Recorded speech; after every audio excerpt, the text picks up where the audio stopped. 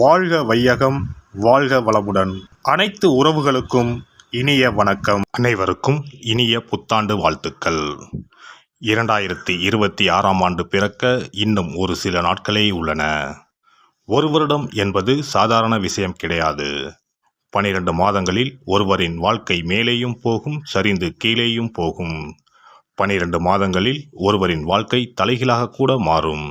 அந்த வகையில் உங்கள் வாழ்க்கையில் என்ன மாதிரியான மாற்றங்கள் எல்லாம் நடக்கும், உங்களுக்கு எதில் ஏற்றம் ஏற்படும், எதில் சறுக்கல் ஏற்படும் என்று சற்று விரிவாக காண்போம்.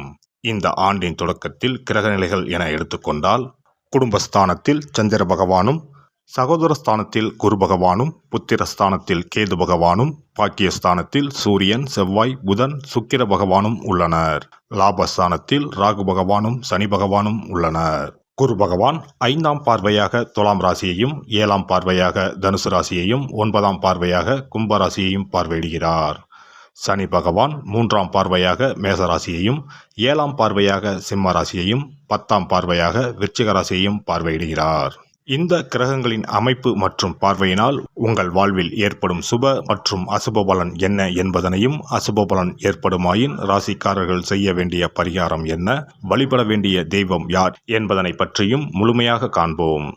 பிறக்கப் போகும் இந்த புது வருடம் உங்கள் வாழ்வில் வளமும் நலமும் செல்வ செழிப்பும் பெற்று வாழ்வில் உயரிய நிலையை அடைய எல்லாம் வல்ல எம்பெருமானை வேண்டி விரும்பி கேட்டுக்கொள்கிறேன். விருச்சிக ராசி அன்பர்களே, இந்த ஆண்டு மனதில் புதுவிதமான தன்னம்பிக்கையுடன் செயல்பட்டு வெற்றி காண்பீர்கள். குடும்ப உறுப்பினர்களின் எண்ணங்களை புரிந்து கொள்வீர்கள். வழக்கு விவகாரத்தில் பொறுமையாக இருப்பது நல்லது. புது வீடு மற்றும் மனை வாங்கும் சூழல் உண்டாகும். பொழுதுபோக்கு உபகரணங்களால் கையிருப்புகள் குறையும். இனம் புரியாத சில சிந்தனைகளால் மன அழுத்தங்களுக்கு அவ்வப்போது ஆளாகுவீர்கள். ஆன்மீகத்தில் நாட்டம் அதிகரிக்கும். தர்ம காரியங்களில் ஈடுபடுவீர்கள். பொது நம்பிக்கையுடன் எதிலும் செயல்படுவீர்கள். வீட்டின் தேவைகளை நிறைவேற்றி வைப்பீர்கள். நிலுவையில் இருந்து வந்த தன வரவுகள் கிடைப்பதற்கான வாய்ப்புகள் சாதகமாக அமையும். மூத்த சகோதரர்களின் ஆதரவு சாதகமாக இருக்கும். உத்தியோகஸ்தர்களுக்கு இந்த ஆண்டு போட்டித் தேர்வுகளில் பங்கு பெற்று பதவி உயர்வுக்கான சூழ்நிலைகளும் சாதகமாக அமையும்.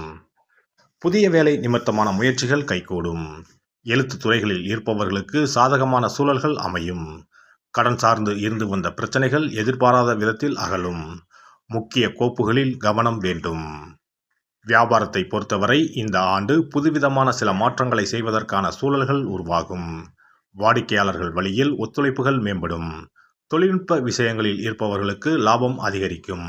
அழகு சாதன துறைகளில் விவேகம் வேண்டும். கொடுக்கல் வாங்கலில் இருப்பவர்களுக்கு முன்னேற்றம் உண்டாகும். பெண்களை பொறுத்தவரை இந்த ஆண்டு எதிர்பாராத சில வரவுகள் மூலம் கையிருப்புகள் அதிகரிக்கும். விலை உயர்ந்த பொருட்களின் சேர்க்கை அமையும். துணைவரின் தேவைகளை சூழ்நிலை அறிந்து நிறைவேற்றி வைப்பீர்கள். மனதிற்கு மகிழ்ச்சியான செய்திகள் கிடைக்கும். குடும்பத்தில் புதிய நபர்களின் வருகையால் சில மாற்றங்கள் உருவாகும். அரசியல்வாதிகளை பொறுத்தவரை இந்த ஆண்டு துறை சார்ந்த சில புரிதல்கள் உருவாகும். உயர் பொறுப்பில் இருப்பவர்களின் எண்ணங்களை புரிந்து செயல்படுவீர்கள். வித்தியாசமான சில முயற்சிகள் மூலம் நினைத்ததை முடித்துக் கொள்வதற்கான வாய்ப்புகளை உருவாக்கிக் கொள்வீர்கள். கலைத்துறையில் இருப்பவர்களுக்கு இந்த ஆண்டு பயண வாய்ப்புகள் சாதகமாக அமையும். தற்காப்பு கலைகளில் புதிய இலக்குகளை அடைவீர்கள். எழுத்து துறைகளில் சில முன்னேற்றம் உண்டாகும். புதிய தொழில்நுட்பங்களை சூழ்நிலைக்கு ஏற்ப பயன்படுத்தி மாற்றங்களை உருவாக்குவீர்கள். மாணவர்களை பொறுத்தவரை கல்வியில் சாதகமான சூழல்கள் உருவாகும். நல்ல மதிப்பெண்களை பெறுவீர்கள். திறமைக்கு உண்டான வாய்ப்புகள் ஏற்படும். வித்தியாசமான சிந்தனைகள் மற்றும் அணுகுமுறைகள் மூலம் மேல்நிலை கல்வியில் முன்னேற்றத்தை அடைவீர்கள்.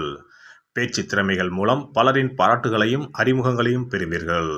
இந்த வருட கிரக அமைப்புகள் அடிப்படையில் விருச்சிக ராசி அன்பர்களுக்கு மனதளவில் புதுவிதமான இலக்குகள் பிறக்கும். புதிய செல்வ சேர்க்கைக்கான வாய்ப்புகள் உருவாகும். விருச்சிக ராசி அன்பர்களே, கொடுக்கல் வாங்கல் விஷயங்களில் சற்று கவனம் வேண்டும். வாழ்க்கை துணையிடத்தில் விட்டு கொடுத்து செல்லவும். வெள்ளிக்கிழமை தோறும் ஆனந்தவள்ளி தாயாரை வழிபாடு செய்து வர சுபகாரியங்களில் இருந்து வந்த தாமதங்கள் மறையும். சிறப்பு தொகுப்பு. புத்தாண்டு அன்று செல்வம் பெருக நாம் என்ன செய்ய வேண்டும் என்பதனை பற்றி காண்போம். புத்தாண்டு அன்று நாம் சில விஷயங்களை செய்வதன் மூலம் வீட்டில் செல்வ செழிப்பும் அதிர்ஷ்டமும் மகாலட்சுமி கடாட்சமும் உண்டாகும். ஆகையால் புத்தாண்டு அன்று அதிர்ஷ்டம் தரக்கூடிய வகையில் சில விஷயங்களை கட்டாயம் செய்ய வேண்டும். இன்னும் சில நாட்களில் 2026ஆம் ஆண்டு பிறக்கப் போகிறது. அதாவது ஜனவரி 1/1/2026 அன்று கோவிலுக்கு செல்வது, தானம் செய்வது, புது ஆடை அணிவது மற்றும் வீட்டிற்கு தேவையான பொருட்களை வாங்குவது என பலவற்றை செய்வதன் மூலம் நற்பலன்களை பெற முடியும்.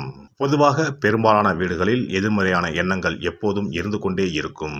இதனால் வீட்டில் அதிர்ஷ்டம் என்பதே இருக்காது. முக்கியமாக குடும்பத்தில் மகிழ்ச்சி என்பதே இருக்காது. இவை அனைத்திற்கும் தீர்வு கடவுள் வழிபாடு ஒன்றே ஆகும். கடவுளுக்கு உரிய பொருட்களை வாங்கி வழிபடுவதன் மூலம் வீட்டில் நேர்மறை ஆற்றல் பெருகி குடும்பத்தில் மகிழ்ச்சியும் செல்வ செழிப்பும் உண்டாகும். புத்தாண்டு அன்று வாங்க வேண்டிய 3 முக்கியமான பொருள் துளசி இலை, ஏலக்காய், கல்உப்பு. துளசி இலை, ஏலக்காய், கல்உப்பு ஆகிய 3ம் மகாலட்சுமியின் அம்சம். ஆகையால் வருடத்தின் முதல் நாள் அன்று மேற்கூறிய 3 பொருட்களை வாங்குவதன் மூலம் வீட்டில் செல்வ செழிப்பு உண்டாகும். துளசி இலையை வாங்கி வந்து பூஜை அறையில் பெருமாளுக்கும் ஆண்டாளுக்கும் வைத்து வழிபட வேண்டும். அடுத்து ஏலக்காய் வாங்கி வந்து பூஜை அறையில் விளக்கின் அருகில் வைத்து வழிபட வேண்டும். செல்வ செழிப்பு உண்டாக்குவதில் கல்உப்பு முக்கியமான பொருளாகும். ஆகையால் கல்உப்பை வாங்கி கட்டாயமாக பூஜை அறையில் வைத்து வழிபட வேண்டும். வாங்க வேண்டிய பிற பொருட்கள் என எடுத்துக்கொண்டால் மல்லிகைப்பூ, மஞ்சள், குங்குமம், சர்க்கரை, இனிப்பு, பசும்பால், குத்துவிளக்கு ஆகியவற்றையும் வாங்கலாம். புத்தாண்டு அன்று அதிகாலை எழுந்து குளித்து பிரம்ம முகூர்த்தத்தில் பூஜை அறையில் விளக்கேற்றி வழிபட வேண்டும். அடுத்து கோவிலுக்கு சென்று அபிஷேக பொருள் வாங்கி கொடுத்து தரிசனம் செய்ய வேண்டும். முக்கியமாக புத்தாண்டு அன்று ஏழை எளியவர்களுக்கு தானம் செய்ய வேண்டும்.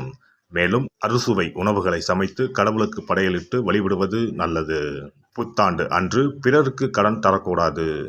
நல்ல நாட்கள் மற்றும் விசேஷ நாட்களில் பிறருக்கு கடன் கொடுப்பதன் மூலம் வீட்டில் அதிர்ஷ்டம் குறையும். ஆகையால் சுப நாட்களில் பிறருக்கு கடன் அளிப்பதை முற்றிலும் தவிர்த்து விடுங்கள். புத்தாண்டில் நமக்கு நன்மைகள் அதிகம் நடைபெற வேண்டும். 2025ஆம் ஆண்டில் சந்தித்த பிரச்சனைகள், துன்பங்கள், போராட்டங்கள், கஷ்டங்கள் ஆகியவற்றில் இருந்து விடுபட வேண்டும் என்பதே அனைவரின் விருப்பம். புத்தாண்டு பிறப்பதற்கு முன் எந்தெந்த பொருட்களை நம்முடைய வீட்டில் இருந்து அகற்ற வேண்டும், இவற்றை வீட்டில் வைத்திருப்பதால் என்னென்ன பாதிப்புகள் ஏற்படும் என்பதையும், இவற்றை அகற்றுவதால் புத்தாண்டில் என்னென்ன நன்மைகளை பெற முடியும் என்பதை பற்றியும் தெரிந்து கொள்வோம். வீட்டில் இருந்து உடைந்த அல்லது சேதமடைந்த பொருட்களை அகற்றுவதால் அதிர்ஷ்டங்கள் ஏற்படுவதில் இருந்து விடுபடலாம்.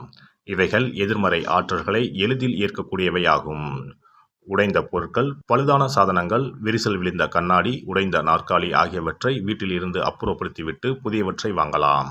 நல்ல நிலையில் இருக்கும் பொருட்களாக மாற்றுவதால் வளர்ச்சி, நேர்மறை ஆற்றல்கள் ஏற்படும். பழைய துணிகள், புத்தகங்கள், பாத்திரங்கள் ஆகியவற்றை வீட்டில் இருந்து வெளியேற்றி விடலாம். வேறு யாருக்காவது தானமாகவும் அல்லது மறுசுழற்சி முறையில் பயன்படுத்தக்கூடியதாகவும் மாற்றி அமைக்கலாம்.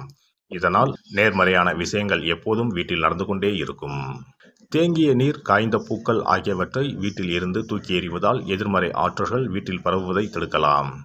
புதிதாக இருக்கும் மலர்கள், புதிய தண்ணீர் ஆகியவற்றால் வீட்டில் எப்போதும் புத்துணர்ச்சி நிறைந்திருக்கும், மகிழ்ச்சி மலரும்.